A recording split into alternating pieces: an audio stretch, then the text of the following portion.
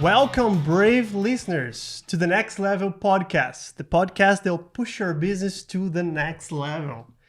I'm very happy. So this is the first episode, and nothing better to start with the hot topic. It's this crazy tariff war between U.S. and Canada, and nothing better to have here today, Arnon Melo. But before I introduce him, I would love to introduce my co-host, Catarina.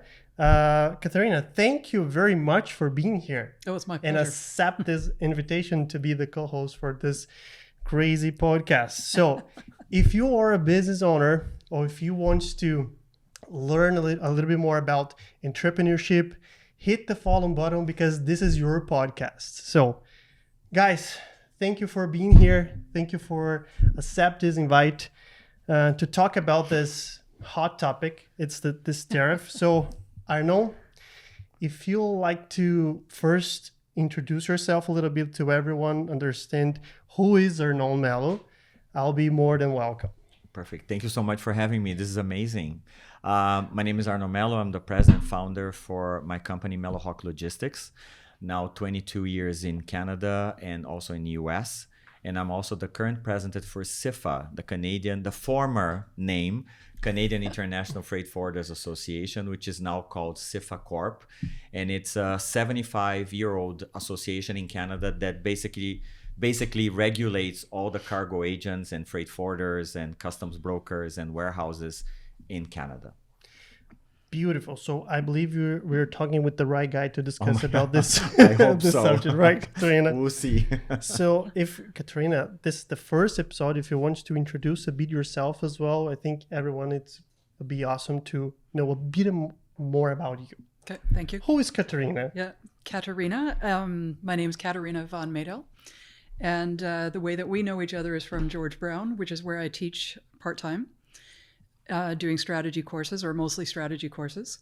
And what I've done is I've sort of straddled different parts of the financial industry and spent a lot of time working in the high-tech investor environment, as well as launched a high-tech accelerator program that did very, very well, according to York University, in terms of the actual impact that we had. And I also do a lot of work with small to medium-sized businesses, helping them develop strategies, everything from how they position themselves as leaders to determining how they can understand strategy more effectively. Beautiful. So to start to diving this for the topic of this podcast, I know I have the main questions of the podcast, again, is to help small business owners and medium business owners to understand the situations. And my first questions, I love start with the how, because how it's the main topic research in Google, right? Everyone starts with how. So how do small business survive and thrive during this moment? Like, in your opinion? Oh my God, that's a very... we need the crystal ball in the middle we need here. the crystal ball right now for this. But I think I'd like to go back to the basics first so people understand. Please, yes. What's tariffs, right? When people talk about tariffs, what is tariffs? So basically, when you buy and sell something worldwide, you need to clear customs on something. So if I sell this to Catarina in the US, she needs to pay duties and taxes for this cup to be cleared into the market, and then I can sell into the US. She can sell into the US. So when the US says they're going to put tariffs against Canadian products, is that an additional 25% is going to cost on this cup. When before it was free, now it's 25% more. So people need to understand that, and why that is important, because the importer pays the taxes. It's not Canada who is paying. If I sell something to the US needs to pay, the importer needs to pay for this tax. And I think there's And the US government collects the money. That's correct. Yeah. So I think there's a lot of confusion. Oh, I'm going to impose taxes. Oh, good. Well, not really, because if you're an American company buying something from Canada, means that that product is going to cost more. Therefore, that company perhaps is going to say, bye-bye, Canada. I'm not going to buy from you anymore. I'm going to look for this cup in China, perhaps, or Vietnam, or Europe, whatever it is. A different supplier. Right? A different supplier. So, but the importer pays for taxes. So we need to determine that. Okay. So if that is clear. So how do you navigate this? Well, first of all, when Mr. Trump came into government on his first mandate, he eliminated NAFTA, which we had an agreement before, a trade agreement, and he renegotiated NAFTA into the USMCA agreement that went into effect in 2020. So from 2020 to 2026, we have USMCA. So now with this trade war, what does that mean? It means that USMCA, or CUSMA, which is the Canadian name for it, is still in effect for a lot of products. That agreement has not been canceled yet. Perhaps will be canceled on April 2nd. That's what we're waiting to see. But at the moment, products that are qualifying under USMCA, they're still free of duty. But new products, I don't know. This table could have a different classification, and this table, if I'm going to sell it could be 25%. So it's not free. So this you need to analyze product by product. So people need to understand the basics. That's where we are. So going back to your question, it's a multi-level answer, but you need to, first of all, I think we talked about, Catarina and I, that Canada has a Canadian brand. We are very good in what we do. We produce amazing products, technology, and human, natural resources, whatever it is. We are very good, but I think Canadians don't sell themselves well enough to the world, or perhaps to the US, or whatever market it is. I've been doing business for a very long time here, and I see Canadian companies struggling to promote themselves sometimes, and they have all the infrastructure to do that, and they're very I don't know, shy, or they don't want to sound arrogant, or whatever it is. But I think Canadians need to sell themselves better. So it's a multi-level answer. So that's the beginning. So tariffs. Yeah. Catarina. There's also just, I don't want to go too deep into this, but I think it's important also to recognize that there are reciprocal tariffs that Canadians are now charging in response to the US tariffs. Correct. Those could ratchet up. There's also a lot of pressure from US companies for these tariffs to be called off, and really to be called off permanently. Is there any expectation? I don't think any of us can figure out what's going to happen, but what do you see as the possible outcomes, let's say over the next 5 years, which is almost impossible to forecast? But what do you think will happen over the next 5 years? What are 2 or 3 scenarios that companies are looking at?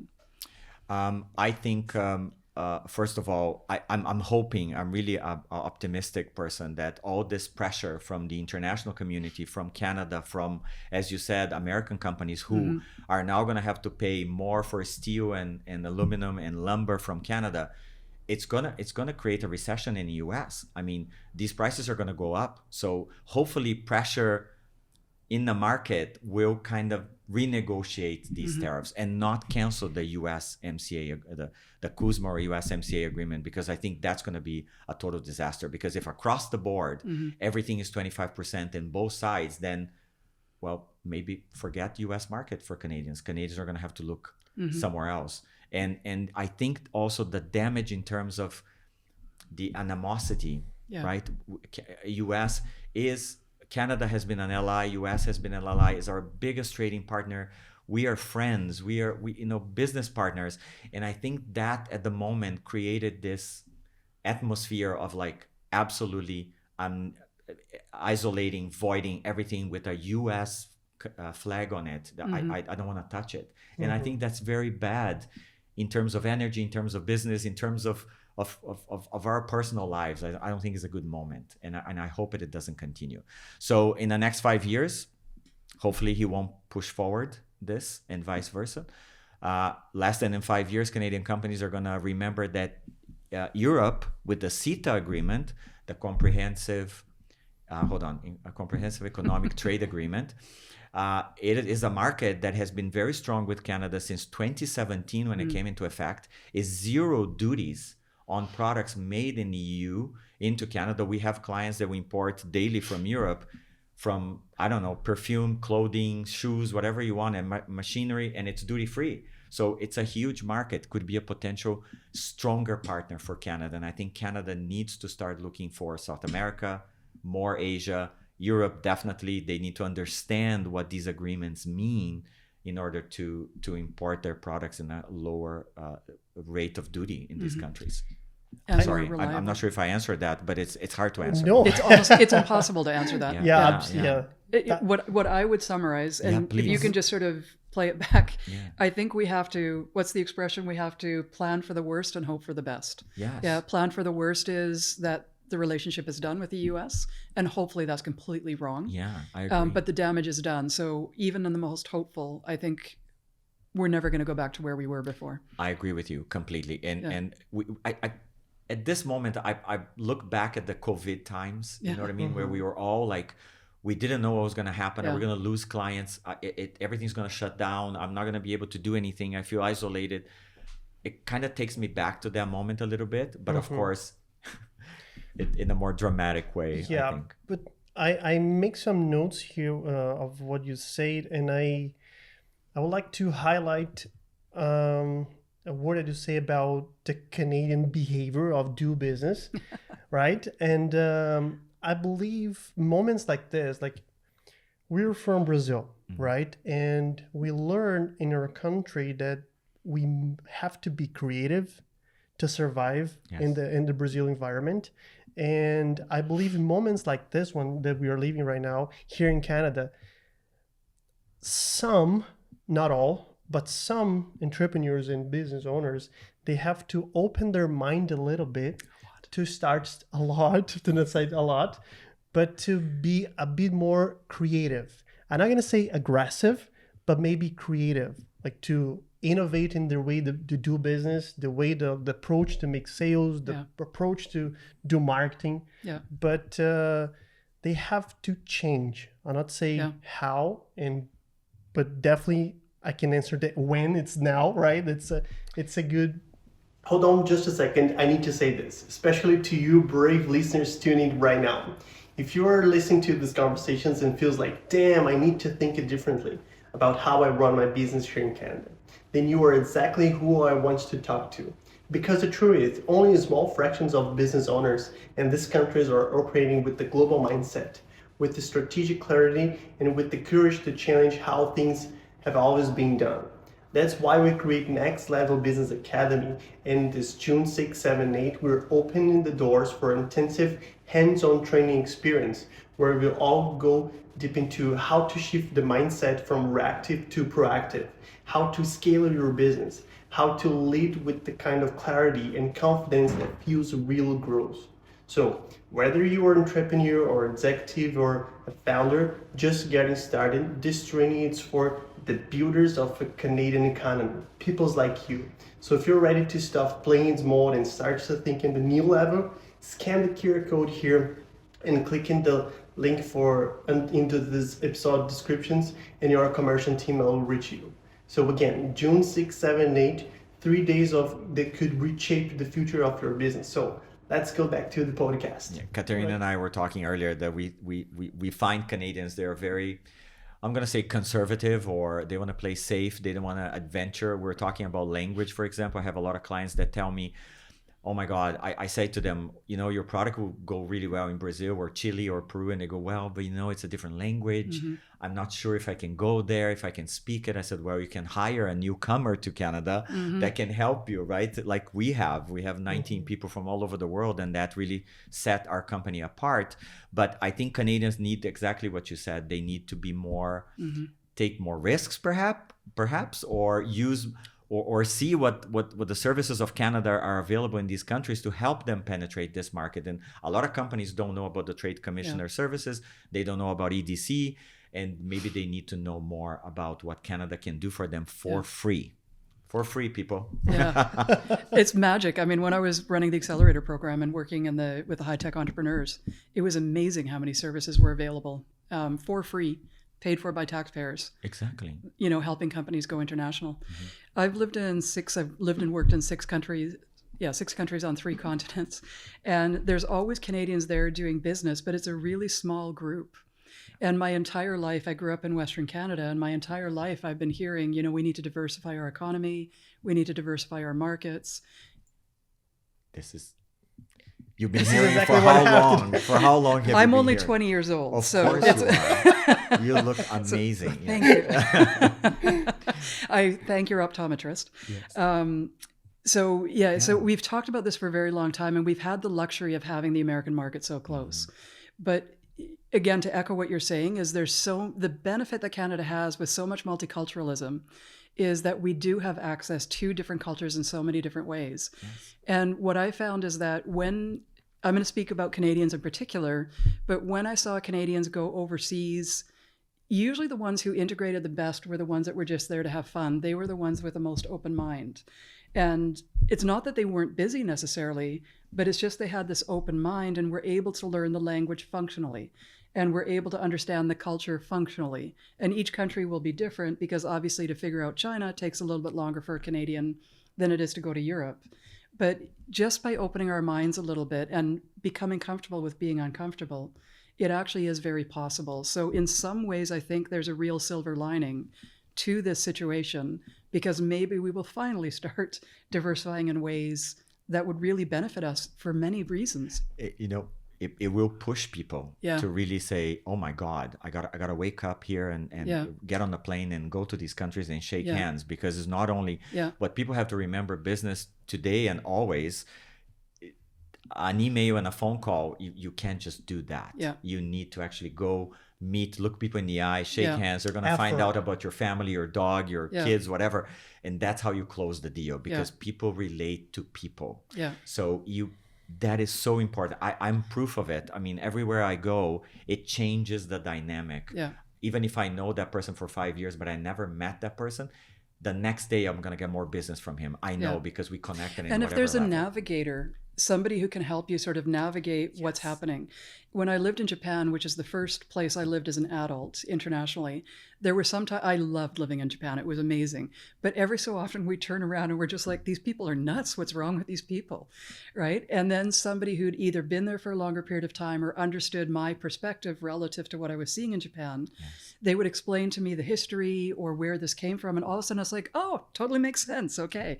So having these navigators is really critical, because you won't be able to do that over an email or just a phone call. But when you are there and you see the environment, you're like, okay, it clicks. Now I understand why the client is asking for this instead of the way I'm used to it. So I see that all the time. So maybe we're talking about the difference of culture can make some business owners afraid of doing business in different countries, maybe something like that. But they don't have to, right? No, because they don't have to. But also remember, we are a multicultural society. Absolutely. So we have talent here that Canadian companies can hire to help them navigate this environment. There's so many newcomers that we can use from different language background that can teach you so much. And not just that. I was talking with a friend about Canada, and I believe the GTA, Toronto, Ontario, right? Maybe like we have listeners from different part of Canada. But if you want to test or try something different, we have the best place ever. Like how many cultures we have here in GTA. And big populations. Big populations.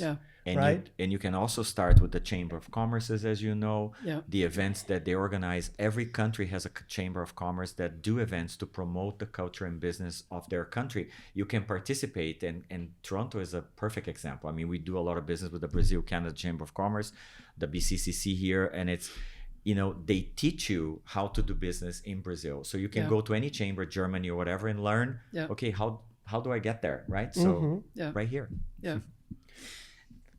Please. Go ahead. No, I will jump into another question. Keeping with the same subject, but Arnon, I really would like to, in your opinion, of course, and Catarina, you as well, how are like small and medium business are being affected differently from large corporations? Because when we are talking about business, but it's good for our audience to understand but maybe my business is not there yet. So do you know if there's any difference between like the maturity stage of the business and how they are being packed like differently, or how can they try to avoid be too much impacted? Well, I think that's very hard and very difficult for small and mid-size, because when we started a company, I know I had a few clients. So if I lost one client, that would impact me. Mm-hmm. So a small and medium size, you might have a few clients. If you lose one of them, your cash flow, whatever it is going to be impacted. If you're a multinational, yes, you're going to be impacted, of course, but you probably have other markets that you have, you tapped into it, and okay, this market's going to support me for a while until 4 years from now, perhaps this government, right? Everything will change. You never know. And then I will survive. But for a small and mid-size, I think it's much harder, especially if you put, my opinion, of course, I could be wrong, if you put all your eggs in one basket, and that basket was the US at the moment. Yeah. So if you didn't diversify from the beginning, perhaps you can, perhaps you cannot. It's very difficult. It's hard to answer, but I think they will suffer the most. And I would add to that also, they don't have the resources to navigate. Yeah. Correct. In large companies, they've got the networks, they've got the expertise, or they can hire it much easier. And with smaller companies, they need to then hire contractors basically to help them build their strategy. So that's a real risk and is very scary. And there's also the silver lining in that. And I'm actually not a Pollyanna. I'm not a super optimistic person most of the time. But there's really, but you sound like one. Yeah. Good. The silver lining in it, and I think this is something that you could probably talk about as well. Smaller companies are more nimble.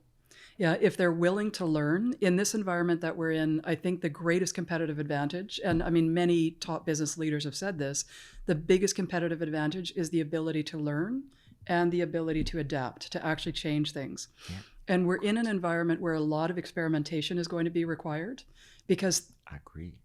It doesn't really matter what's happening politically anymore. Mm-hmm. We're now on a roller coaster ride where everything is in flux. Yeah. Yeah. Can you? I totally agree with you, and I'll give the example of our company. We're a mid-sized freight forwarder now, but when we started, we're very small.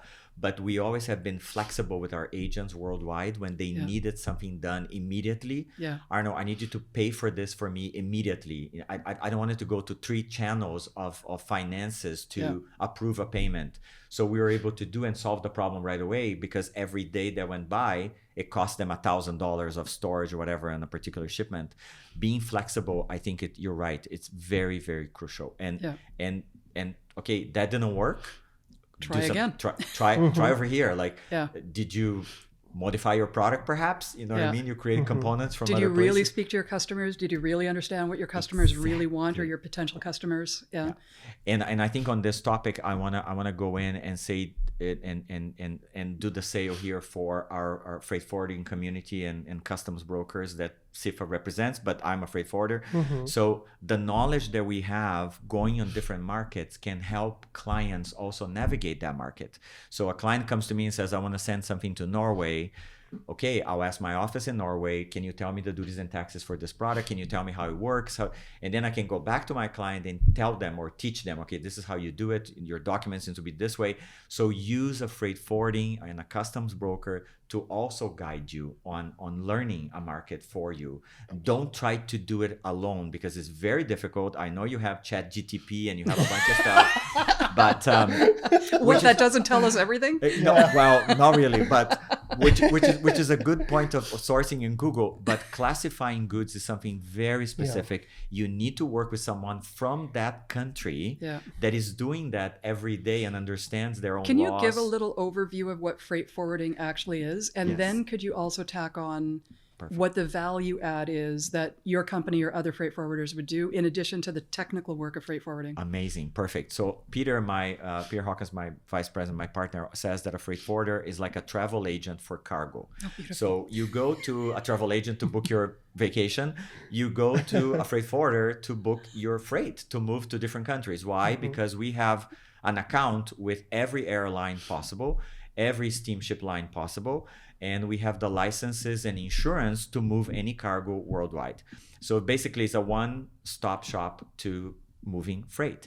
And because we have partners in every city around the world, so if I'm shipping something to the UK or Brazil, whatever, I will make sure that my agent at that destination will give me what my client needs in terms of, and again, going back, Incoterms, okay? If you don't know Incoterms, That's your term. yes, learn Incoterms. 11 Incoterms created by the International Chamber of Commerce. There will be a test.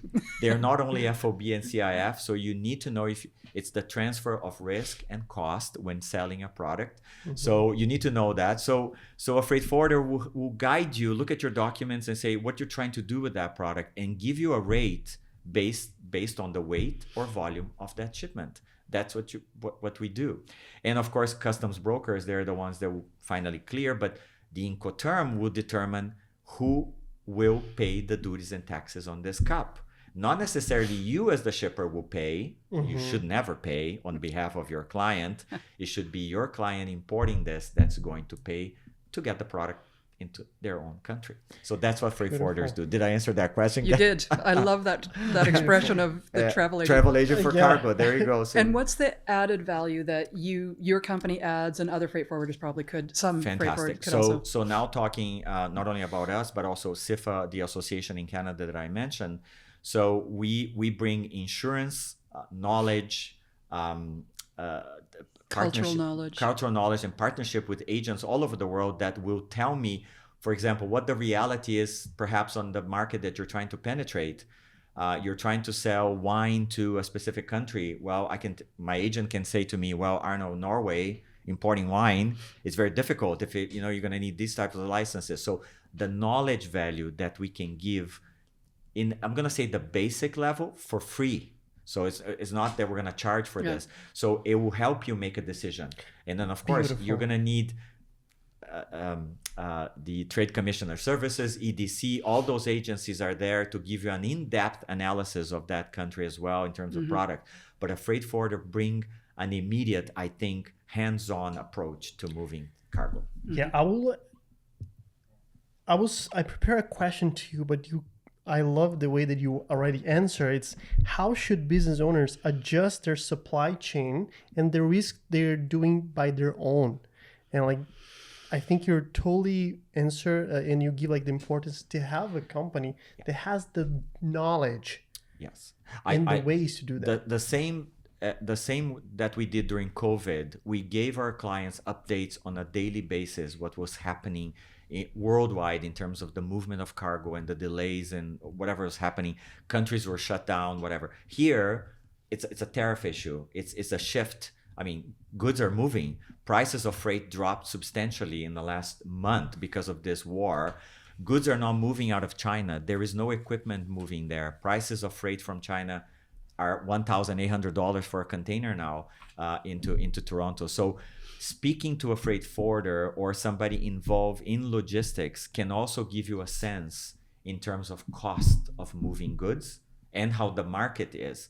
Don't just look at the news and say, oh my God, it's all bad news. Well, not really. There could be good news as well in terms of lower freight charges. How is the market now to South America? Is it better?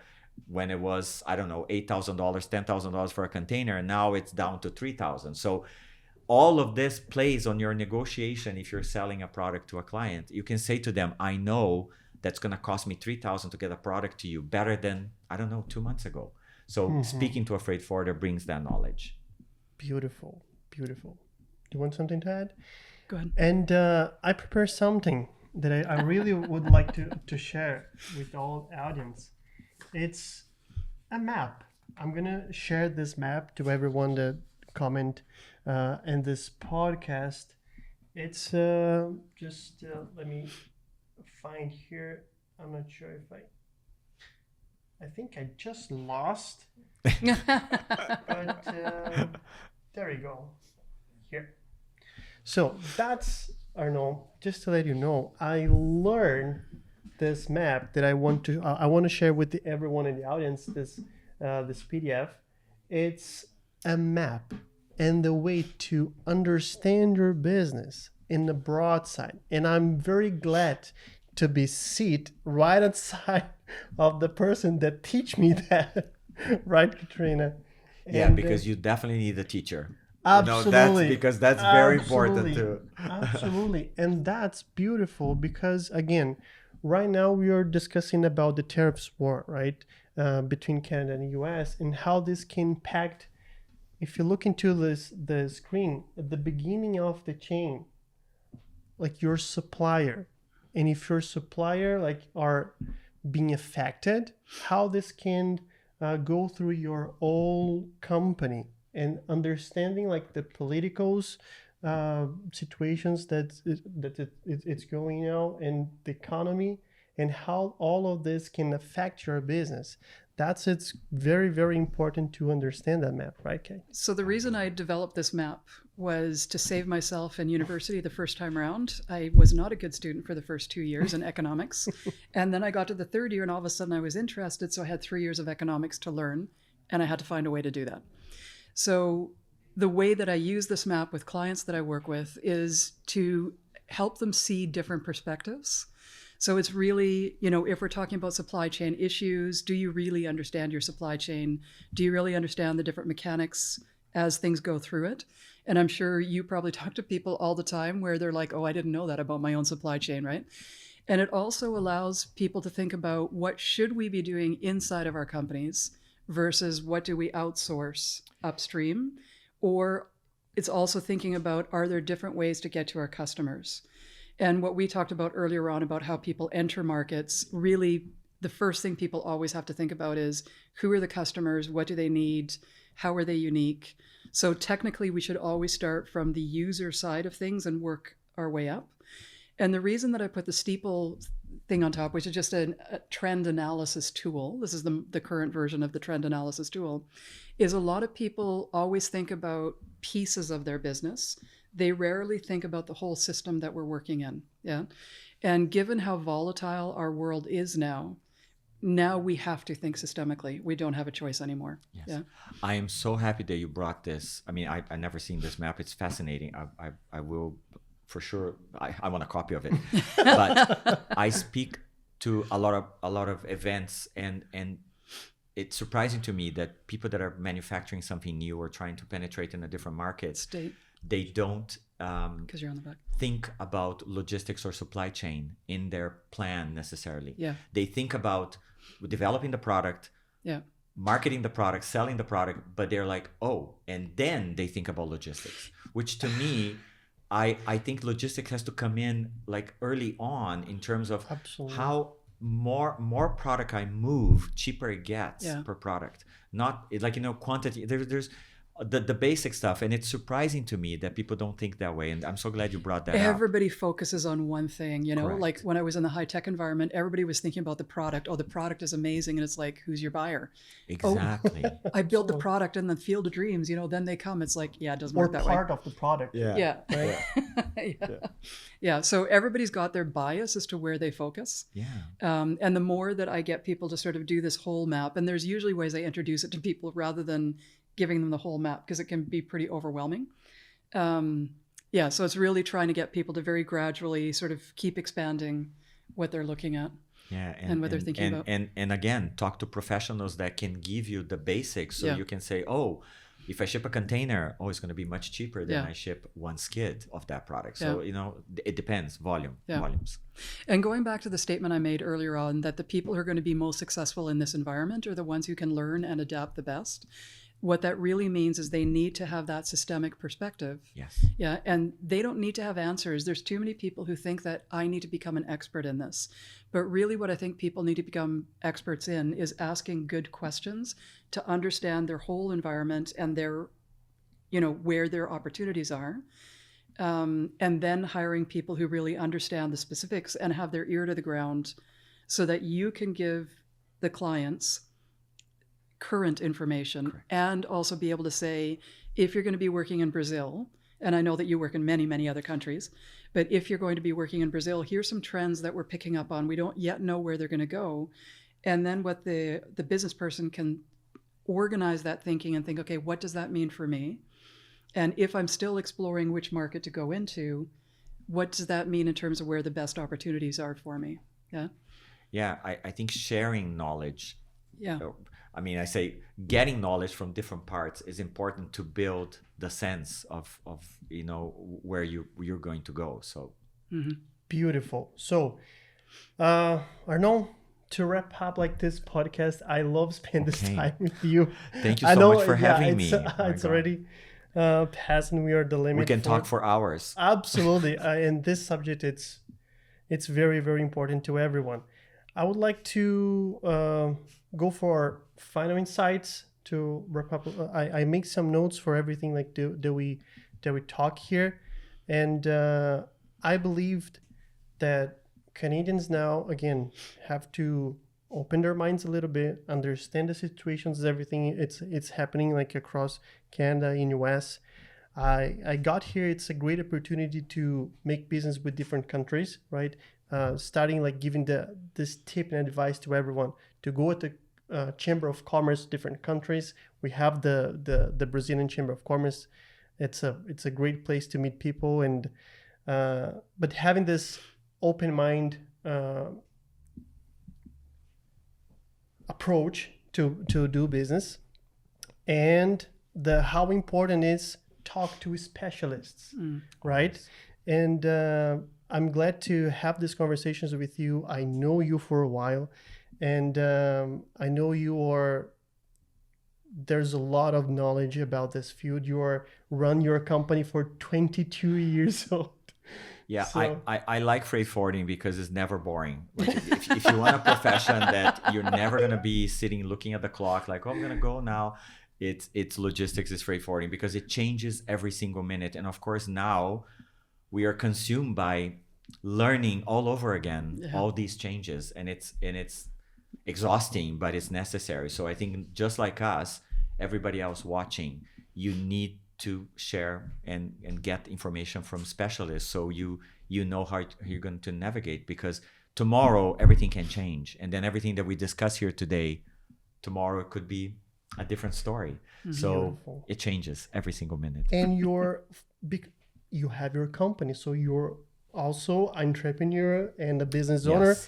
And I would like to give you, Arnon, to ask you to give a final advice for others business owners and other entrepreneurs. If there's one thing that every business owners should do today, is Not be afraid to start. Because we the way we started, it was like overnight. I needed to survive. I had clients to take care of. I never had the time to say, oh, we're going to do a beautiful business plan and this is how we're going to start, which business plan is very, very important. But I see a lot of people making beautiful business plans and never executing anything. So No action, right? you need to put it into action. I know it's difficult, but you see that you're going to gain confidence the moment you say, I started it. So don't hold back. I think, and also the maybe, it's just a maybe. You know what I mean? Just be afraid of the things that you actually did, not the things that you dreamt about doing. And that's what I live by every day. And I'm glad I pursued that. So I'm here today. So long answer. no, it's fine, perfect. And Catarina, final insights. Learn, adapt, and to summarize what you were saying, because it's really important what you said, lots of low risk bets. Yes. Yeah. For sure. I love that. Thank you for summarizing. Not my words, somebody else's. Perfect. So I'm channeling Great. somebody else. Okay. But the explanation that you gave is the critical piece. Yeah. Yeah.